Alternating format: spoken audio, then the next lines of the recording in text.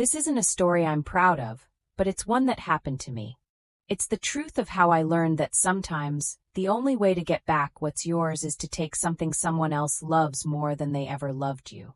The reflection in the polished silver of the champagne bucket showed a distorted version of me, my face tight with a smile that felt like cracking glass. Across the table, my husband Mark was holding court, his voice a smooth, confident baritone that filled the private dining room of Mastro's Ocean Club in Newport Beach. He raised a hand, and the light caught the cuff of his ridiculously expensive shirt as he silenced his friends. "To new beginnings," he toasted, lifting his glass not to me, but to his best friend, Kevin. And then, with a flourish, he slid a small, heavy box across the table and said the words that shattered my world. "A little something to celebrate your promotion, buddy. You earned it." Kevin opened the box, and inside, nestled on a black velvet cushion, was a Rolex, a gleaming, ostentatious monster of a watch that I knew, with a gut-wrenching certainty, had been purchased with the last dollar of my mother's legacy. If you genuinely enjoy our stories, please subscribe to the channel, tell us where you're from, and what time it is right now. It's always fascinating to know how far our story flows. The money was my escape hatch, my future. It was the sum total of my mother's life insurance, a sacred fund she had earmarked for me to finish my nursing degree after she was gone. For 3 years it sat in a high-yield savings account, a silent promise between a daughter and her deceased mother. When Mark and I got married, he'd called it our safety net. I called it my tuition. We argued about it exactly once. He wanted to invest it, to make it work for us. I refused, my voice colder than I'd ever heard it. I told him it was untouchable, the one thing in our life that wasn't up for discussion. He'd backed off, smiling his easy, charming smile. "Of course, babe. Whatever you want. It's your money." He'd made it sound like he was being gracious, like he was doing me a favor by not touching what was already mine. And I, like a fool, believed him. I believed him because I loved him, because the Mark I'd met in a crowded coffee shop near campus was funny and ambitious. A man who seemed to see a version of me that was brighter and more confident than I ever felt. He was a junior stockbroker then, all sharp suits and promises of a corner office. I was a pre-nursing student, buried in anatomy textbooks and fueled by cheap coffee. He was a whirlwind, pulling me into a life of restaurant openings and weekend trips to Vegas that felt a world away from my quiet, studious existence. We got married a year later, a small courthouse affair that was all we could afford. He promised me a real wedding one day, a big one, once his commissions started rolling in. "Just wait, Chloe," he'd say, tracing the line of my jaw. "I'm going to give you everything." But somewhere along the line, giving me everything had morphed into spending everything we had. His ambition curdled into a desperate need for approval, not from his bosses but from his friends, a pack of slick, backslapping hyenas who measured a man's worth by the brand of his watch and the price of his car. Kevin, the newly promoted vice president of something vague and important, was the alpha of the group.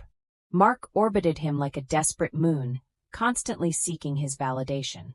He started dressing like him, talking like him, adopting his casual disdain for anything that wasn't dripping in designer logos. The first warning sign was small. A charge on our joint credit card for a $1,200 bottle of whiskey at a steakhouse.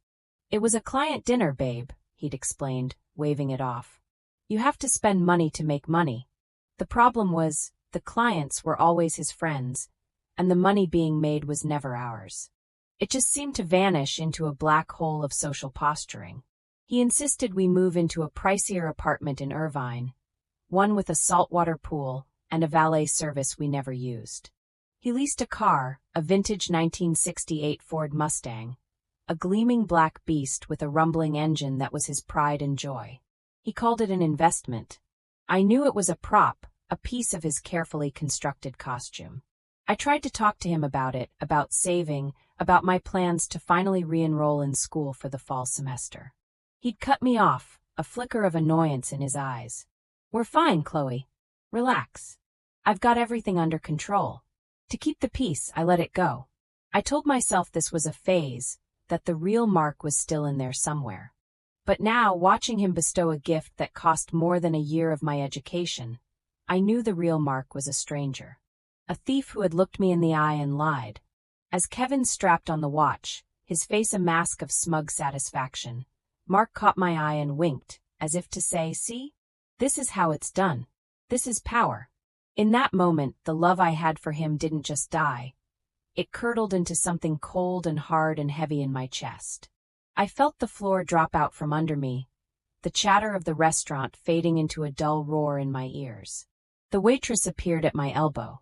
"Can I get you another glass of champagne, ma'am?" I looked from her face to my husband's, laughing with his friends, and I felt a sudden, terrifying clarity. He hadn't just stolen my money. He had stolen my future, my mother's dying wish, and he'd sold it for the price of a round of applause from a table of smiling sharks. I needed to get out. I stood up, my chair scraping harshly against the floor. The table fell silent. Mark looked at me, his smile faltering. "Babe? You okay?" I didn't answer. I just walked, my legs unsteady, past the tables of happy, oblivious people, out of the oppressive warmth of the restaurant, and into the cool, salty air of the Newport Beach Marina. I pulled out my phone, my hands shaking so badly I could barely unlock it. I opened my banking app, the one I hadn't checked in a month because he'd told me he was handling the finances, to let me focus on my school applications. The balance of the savings account loaded. $537. From over $60,000. I sank onto a bench overlooking the harbor, the phone slipping from my numb fingers and clattering onto the pavement. The distant sound of a foghorn echoed across the water, a long, mournful cry that sounded exactly like the scream trapped in my throat. He hadn't just used the money, he had liquidated it. He had systematically drained every last cent of my mother's memory. The walk back to our apartment was a blur. I don't remember the route I took, only the rhythmic slap of my heels on the pavement and the cold dread coiling in my stomach. When I finally pushed the key into our front door, the apartment was dark and silent. A single sheet of paper was on the kitchen island, illuminated by the cold, blue light of the microwave clock. It was a printout of my savings account statement, showing the initial balance and then a series of massive, cascading withdrawals over the past 3 months. At the bottom, in Mark's arrogant scrawl, were the words, "Don't worry. It's an investment in us. I'll pay it all back with interest. Trust me. Trust him." The phrase was so insulting, so deeply condescending, it was like a slap in the face. He hadn't even had the courage to tell me. He'd left a note, like a coward, after gutting my entire future. The anger I felt was so pure and so white-hot it burned away the shock, leaving behind a terrifying, crystalline resolve. He thought this was a game. He thought my dreams were assets to be leveraged for his social climbing. He thought I was a passive participant in his life, a pretty accessory who would eventually just forgive him because he was charming and he said he was sorry. He had no idea who he was married to. Not anymore. I spent the next 2 days in a fugue state of meticulous planning. While he was at work, I became a detective in my own home. I started with his closet, a monument to his insecurity, filled with clothes that still had the tags on them. Tucked away in the back of a shoebox for a pair of $1,000 sneakers, I found what I was looking for, a thin manila folder. It wasn't hidden well. He was arrogant enough to believe I'd never look. Inside were the receipts. All of them. The $48,000 wire transfer to a jeweler in the Diamond District of Los Angeles. A $5,000 receipt from a place called Vegas Prime Bottle Service.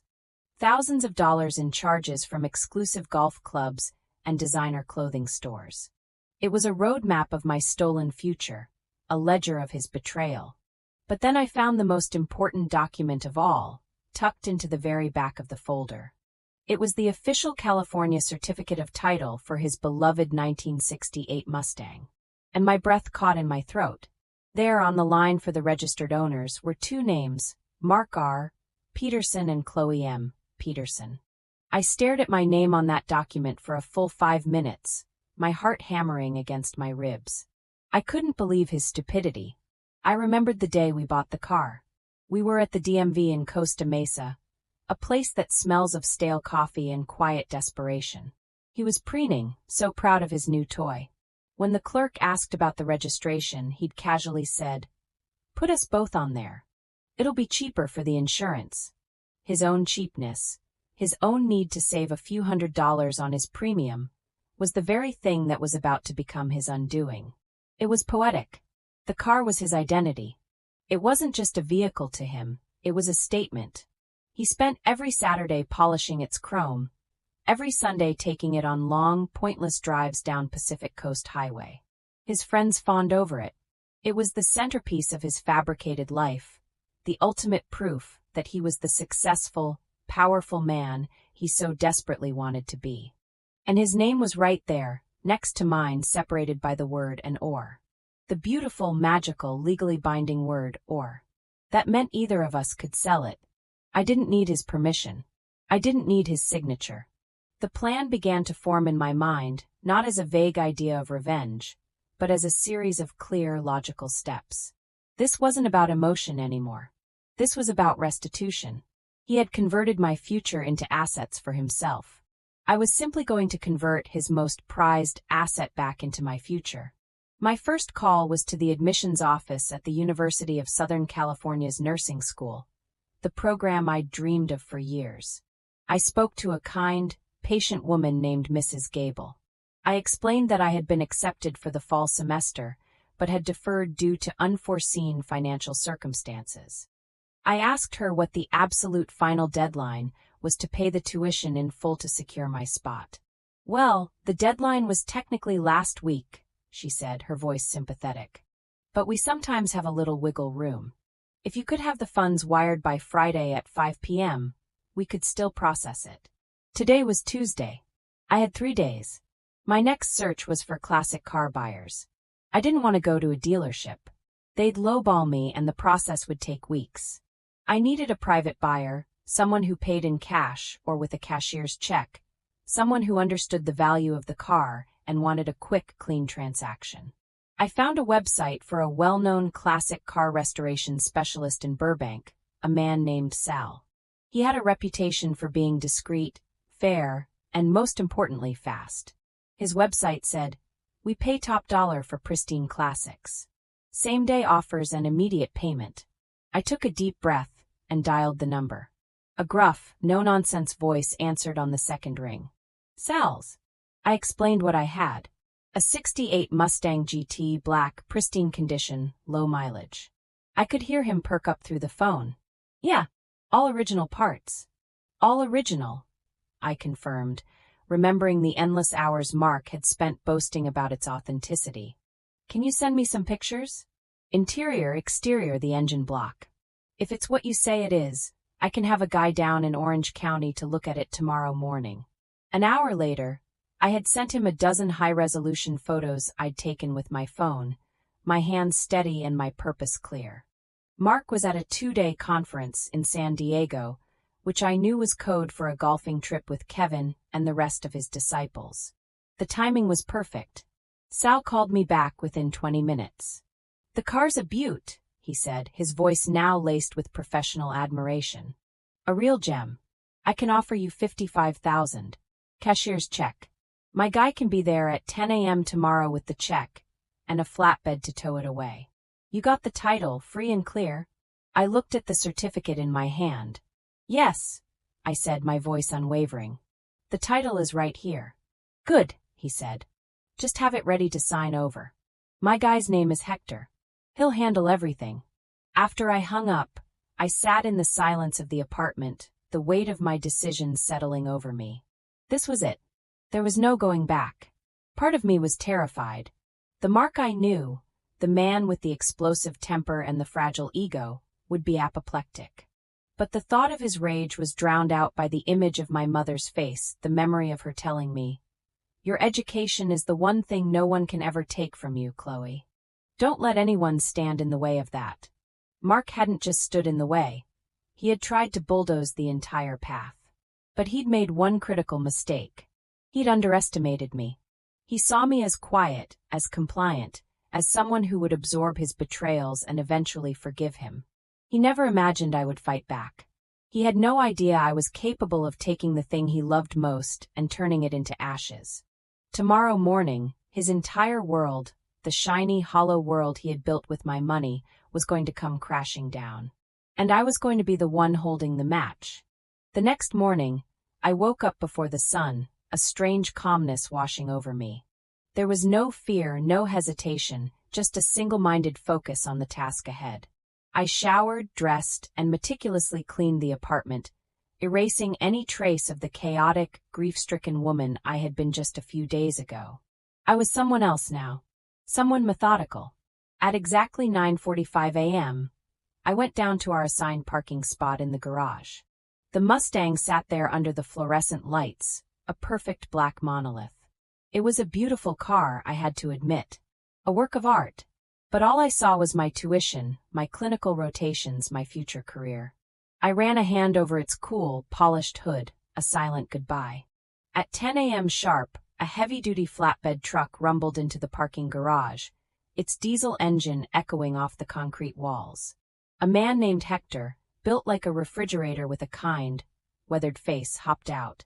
He gave me a polite nod and then walked a slow, deliberate circle around the car, his eyes missing nothing. He opened the door, checked the interior, and then popped the hood. He whistled softly. "Sal wasn't kidding," he said, looking at me with new respect. "She's perfect." He pulled out a clipboard and a thick envelope. "All right, ma'am. Here's the bill of sale and the check, just like we agreed. $55,000. You just need to sign the back of the title right here." I took the pen he offered, my hand perfectly steady. I signed my name, the ink flowing smoothly, a final definitive act. I handed him the pink slip, and he handed me the envelope. I peeked inside. The cashier's check was there, made out to Chloe M. Peterson. He and his partner worked with quiet efficiency, winching the Mustang onto the back of the flatbed. As they strapped it down, my phone buzzed. It was a text from Mark. "Just finished on the 18th hole. Crushed it. See you tonight, babe. Love you." A bitter laugh escaped my lips. Love. He had no idea what the word even meant. I watched as the flatbed drove the Mustang up the ramp and out of the garage, its brake lights flashing once before it disappeared into the bright California morning. It was gone. I walked straight from the garage to the bank, the cashier's check clutched in my hand like a winning lottery ticket. The teller processed the deposit into my personal account, an account Mark didn't even know existed, one I had opened weeks ago with the last few $100s I had to my name. From the bank, I went straight home and logged into the university's online portal. I navigated to the tuition payment page, my heart pounding a steady, triumphant rhythm. I entered the account and routing numbers. The total amount due was $52,850. I typed in the numbers, double-checked them, and clicked Submit Payment. A confirmation screen popped up. "Thank you. Your payment has been received. Your enrollment for the fall semester is confirmed." I leaned back in my chair and closed my eyes, a wave of profound relief washing over me. I had done it. I had saved myself. The rest of the day was spent on logistics. I found a small, furnished studio apartment for rent in a quiet neighborhood near the university hospital, a world away from the soulless luxury of Irvine. I paid the deposit and the first month's rent online. I packed 2 suitcases with my clothes, my textbooks, my mother's photograph, and the few personal items that actually meant something to me. Everything else, the designer furniture Mark had bought on credit, the giant television, the useless kitchen gadgets, I left behind. They were props for a life I no longer wanted, and a man I no longer knew. At 6 p.m., I was sitting on the floor of the nearly empty master bedroom, my packed bags by the door, when my phone rang. It was Mark. I let it ring, my gaze fixed on the indentation in the carpet where my side of the bed used to be. He called again, immediately. And again. On the 4th call, I answered, putting it on speaker and setting it on the floor in front of me. "Chloe, where are you?" "I'm home and the car is gone." "The car is *****ing gone." His voice was a raw scream of panic and rage. "I know," I said calmly. "I called the police. They said there was no report of a theft. They said it was probably towed, but there's no record of that either." What the hell is going on? It wasn't stolen, Mark, I said, my voice as even as a frozen lake. And it wasn't towed. There was a pause, a moment of confused silence on the other end of the line. I could almost hear the gears in his brain turning, trying to process something that was simply beyond his comprehension. What are you talking about? He stammered. Where is my car? It's not your car anymore, I said. It's my tuition. The silence that followed was heavier than anything I had ever heard. It stretched for 10, then 20 seconds. I could hear his ragged breathing on the other end of the line, the sound of a man whose entire reality was collapsing in real time. When he finally spoke, his voice was a strangled whisper, filled with a disbelief so profound it was almost pathetic. What did you just say? I sold the car, Mark, I repeated, enunciating each word with precision. I sold it this morning to a collector in Burbank. I took the check, deposited it, and paid my tuition for nursing school. In full. My spot is confirmed for the fall. You're lying, he hissed, the whisper turning into a venomous snarl. You couldn't have. Your name, the title. My name was on the title, remember? Your idea to save on insurance. Turns out it was the best investment you ever made, just not for you. I could hear a loud crash through the phone, the sound of something breaking. A lamp, maybe. Or his entire fragile ego. You psycho, he screamed, his voice cracking. That was my car. I loved that car. That was everything. No, Mark, I said, my voice dangerously quiet. Everything was the $62,000 my mother left me. The money that was supposed to get me through school. The money you stole to buy watches and champagne for your worthless friends. That was everything. The car was just the collateral. You just didn't know it. I could hear him pacing, panting like a cornered animal. I'll sue you. I'll tell the police you forged my name. I'll ruin you, Chloe. Go ahead, I said, a weary calm settling over me. The bill of sale has my legal signature on it. The cashier's check was made out to me. The money was wired from my personal bank account directly to the university. There's a perfect clean paper trail. A paper trail that starts with you draining our joint savings account of my inheritance. Do you really want to have a judge look at those bank statements, Mark? Do you want to explain to the police what you did with 60 grand in 3 months? The blustering stopped. He knew he was trapped. The very public image he had spent my money to build would be utterly destroyed by the truth. He would be exposed as a pathetic fraud, a man who stole from his own wife to impress his friends. His silence was my confirmation. Where are you? He finally asked, his voice defeated, hollowed out. It doesn't matter, I said. I stood up and picked up my suitcases. I've packed my things. The rest of the stuff is yours. Or the credit card company's, I guess. I'll have the divorce papers sent to you at your office. Chloe, wait, he pleaded, his tone shifting abruptly to the desperate, wheedling charm he always used when he was caught. Babe, we can fix this. I know I messed up. I know I did. I'll pay you back, I swear. I'll get the money back. It was pathetic. The lies were so reflexive, he probably didn't even know he was telling them anymore. He wasn't sorry for what he did. He was sorry he got caught. He was sorry he had lost his favorite toy. He was never, not for a second, sorry that he had hurt me. No, Mark, I said, walking towards the front door of the apartment for the last time. You won't. You can't fix this. Some things, once they're broken, they stay that way. I opened the door and stepped out into the hallway, the cool, air-conditioned air feeling like the first breath of a new life. Goodbye, Mark. I hung up before he could say another word, blocking his number immediately. I didn't look back. I walked down the hall, into the elevator, and out the grand, impersonal lobby of the building I had never called home. I didn't feel triumph, not really. I didn't feel joy. I just felt free. The weight that had been pressing down on my chest for months was finally gone, replaced by a quiet, steady sense of purpose. He had tried to anchor me to his sinking ship, but I had untied the rope and built myself a lifeboat. As I drove away in a taxi towards my new, small, unglamorous life, I thought about the Mustang. I hoped its new owner would love it. I hoped he would polish it and care for it and treat it like the treasure it was. It had been a beautiful car. It had cost Mark everything he had, and it had bought me back my future. It was the fairest trade I'd ever made. My new apartment was small, but it was mine. It overlooked a quiet, tree-lined street, and the only sounds at night were the distant wail of an ambulance heading towards the hospital where I would soon be training. For the first time in years, I felt a sense of peace. The next few weeks were a whirlwind of orientation, paperwork, and buying textbooks. I immersed myself in the world I had fought so hard to get back to. I studied late into the night, fueled by the same cheap coffee that had gotten me through my first 2 years of college. I was anonymous, just another student in a sea of focused, determined faces, and I loved it. I never heard from Mark directly again. The divorce papers were delivered to his office by a process server, and his lawyer contacted mine. It was an uncontested divorce. He gave me everything I asked for, which was nothing but my freedom. He didn't fight.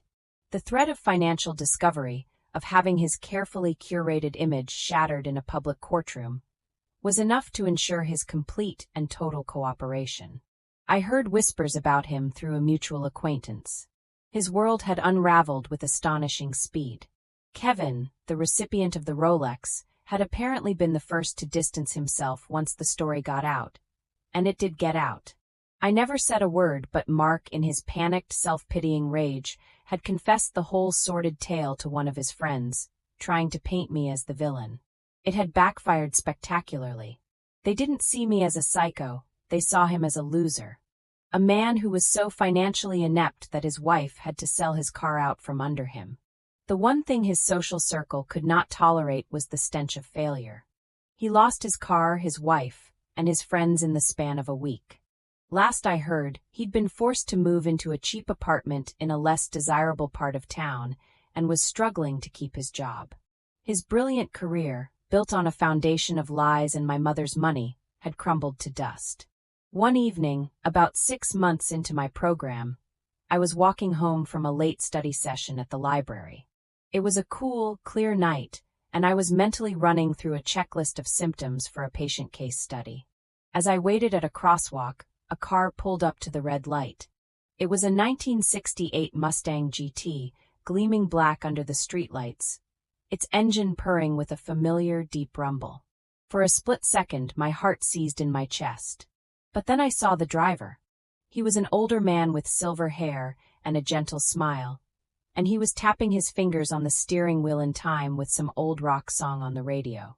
He wasn't Mark. He was just a man who loved his car. The light changed and he drove away, disappearing into the night. I stood there on the corner, watching him go, and I didn't feel a trace of anger or sadness. I felt nothing but a quiet sense of closure. The car was no longer a symbol of betrayal or revenge. It was just a car again. He thought my future was just another thing he could spend, but I learned that the best investments never make a sound. The end.